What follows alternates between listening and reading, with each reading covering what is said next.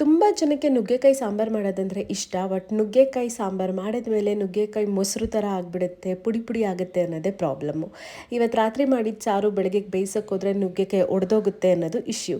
Hi ಕಣ್ರು, ಬನ್ನಿ ಇವತ್ತು ಹೇಗೆ ನುಗ್ಗೆಬೇಳೆ ಸಾಂಬಾರು ಮಾಡೋದು ನೋಡೋಣ. ಮೊದಲಿಗೆ ಕುಕ್ಕರಿಗೆ ತೊಗರಿಬೇಳೆ, ಮಸೂರು ದಾಲ್ನ ಚೆನ್ನಾಗಿ ತೊಳ್ಕೊಂಡು, ಆಮೇಲೆ ನೀರು, ಅರಿಶಿನ ಹಾಗೆ ಸ್ವಲ್ಪ ಎಣ್ಣೆ ಹಾಕಿ 2 3 ಪ್ರೆಷರ್ ಕುಕ್ ಮಾಡ್ಕೊತಾ ಇದ್ದೀನಿ. ನಂತರ ಒಂದು ಬಾಣಲಿಗೆ ಎಣ್ಣೆ, ಸಾಸಿವೆ, ಜೀರಿಗೆ ಹಾಗೆ ಸಣ್ಣದಾಗಿ ಕಟ್ ಮಾಡಿರೋ ಅಂಥ ಈರುಳ್ಳಿ, ಟೊಮೆಟೊ, ಉಪ್ಪು ಹಾಕಿ ಚೆನ್ನಾಗಿ ಬೇಯಿಸ್ಕೊಳ್ಳಿ. ಅದು ಬೆಂದಾದಮೇಲೆ ಬೇಕಿದ್ದರೆ ಸ್ವಲ್ಪ ನೀರು ಹಾಕ್ಕೊಳ್ಳಿ.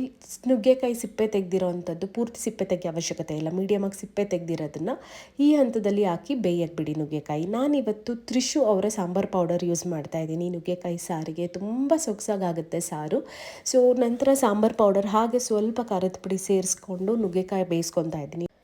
ತುಂಬ ಒಂದು ಒಳ್ಳೆ ಘಮ ಬರೋಕ್ಕೆ ಶುರು ಆಗುತ್ತೆ. ತಳ ಹಿಡಿತಿದೆ ಅನಿಸಿದ್ರೆ ಸ್ವಲ್ಪ ನೀರು ಹಾಕಿ ಪ್ರೆಷರ್ ಕುಕ್ ಮಾಡಿರೋವಂಥ ಬೇಳೆನ ಇವಾಗ ಚೆನ್ನಾಗಿ ಬೆಂದಿರೋ ನುಗ್ಗೆಕಾಯಿಗೆ ಸೇರಿಸ್ಕೊಂಡು ಒಂದು 2 ರಿಂದ 5 ನಿಮಿಷ ಚೆನ್ನಾಗಿ ಕುದಿಸ್ಕೊಳ್ಳಿ ಹೈ ಫ್ಲೇಮಲ್ಲಿ. ಹುಣ್ಸೆಹಣ್ಣು ನೆನೆಸಿಟ್ಟಿದ್ದೆ, ಆ ರಸನ ಸೇರಿಸ್ಕೊಂಡು ಇನ್ನೊಂದು 5 ನಿಮಿಷ ಕುದಿಯೋಕ್ಕೆ ಬಿಡ್ತೀನಿ.